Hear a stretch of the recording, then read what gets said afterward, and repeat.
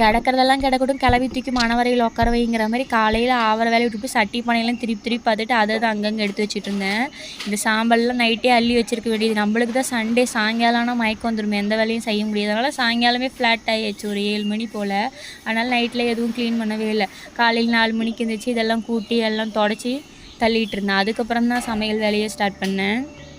அப்பனே முருகா, இந்த அடுப்பை நீயே பார்த்துக்கணும், 4 குச்சி நறுக்குன்னு உடச்சி வச்சுட்டு யாரும் வெளியில் வந்து எட்டி பார்க்கக்கூடாது, உள்ளே தான் இருக்கணும்னு நான் வெளியில் வந்து பேய்க்கு பேன் பார்க்குற மாதிரி இந்த காலையில் கீரையை க்ளீன் பண்ணிகிட்டு இருந்தேன். எப்போவுமே இந்த கீரையை ஒழுங்காக கழுவ மாட்டேன், மரம்னு மண்ணோடே கழுவி போட்டு கடைஞ்சி விட்ருவேன். மண்ணாக இருக்குதுன்னு திட்டு வாங்கிட்டே இருப்போம். அப்பயும் நம்ம வந்து மாற்றிக்க மாட்டோம், அப்படியே தான் இருப்போம். இன்றைக்காவது கொஞ்சம் மாற்றிக்குவோமேனு இன்றைக்கி கொஞ்சம் சுத்தமாக கழுவுனேன். புதுவிதமாக டிஷ் ஒன்று இன்றைக்கி களத்தில் இறக்கியிருக்கோம். சுண்டைக்காயும் உருளைக்கிழங்கும் போட்டு பொரியல். காலையில் 10 கை இருந்தால் கூட நம்மளுக்கு பத்தாது. உள்ளே ஒரு கிண்டு வெளியில் ஒரு கிண்டுன்னு மாற்றி மாற்றி உள்ளே வெளியே நடக்க வேண்டியது தான். பக்கத்து வீட்டில் போய் 2 கை கடை வாங்கிட்டு வந்தால் கூட 10